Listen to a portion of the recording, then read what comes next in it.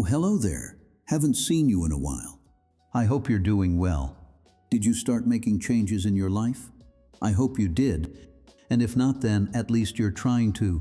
I know it can be overwhelming sometimes, but good news for you. Once you start, it only gets easier.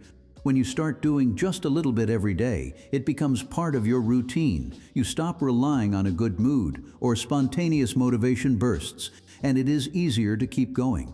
That second thing is what I want to talk to you about today. Motivation.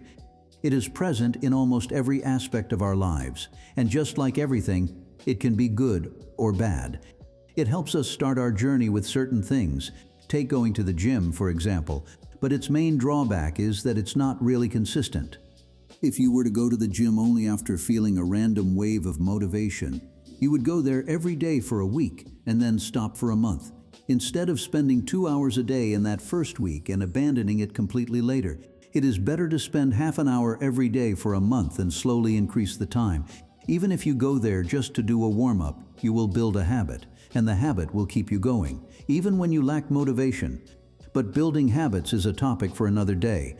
Right now, we will focus just on motivation, which is about so much more than just making progress or exercising. For example, how many times have you bought something just to impress someone? Like a necklace or a t-shirt you wouldn't ever wear yourself, but you wanted to seem cooler to someone else. This is also motivation. The motivation to impress. It can be misleading sometimes. It manipulates your emotions and leads you toward choices you wouldn't otherwise make. You recognize this feeling, don't you? You buy the shirt, you get the compliment, and then what? The thrill fades. The person stops looking, and you're left wearing something you don't even like. That is the hidden trap of external motivation. It relies on the world around you. It relies on other people's opinions, on trends, on rewards, and the world is constantly changing. If the reason you're doing something exists outside of yourself, the moment that thing disappears, your motivation dies with it. If you want your drive to last, the fire has to be lit from the inside. You have to do it for yourself. But even then, there is another trap. How often do you catch yourself saying, "I'll do it tomorrow, I just don't have the motivation right now"? We treat motivation like it's the weather. Like we have to wait for a sunny day to finally go outside. We sit around waiting for this magical spark to strike us, so we can finally start working, or studying, or creating, but we fundamentally misunderstand how it works. Motivation isn't the engine that drives you. Motivation is just the spark. It is the quick burst of energy that turns the key. It might get you to put your shoes on and step out the door on day one, but you can't run a car on just sparks. If you want to keep moving, you have to build an engine, and that engine is your habits. Once the engine is running, momentum takes over, and the habit carries you forward.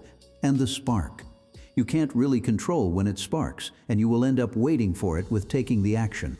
So look at your own life right now. What is driving you? Are you running towards something you love, or are you just running away from something you fear? Fear is a great motivator. The fear of being poor, the fear of being lonely, the fear of being a failure. It will make you work hard. But if fear is your only fuel, eventually the engine will burn out. Find a better fuel.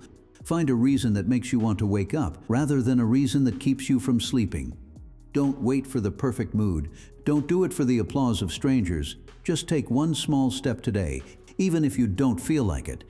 Take care of yourself, and see you soon.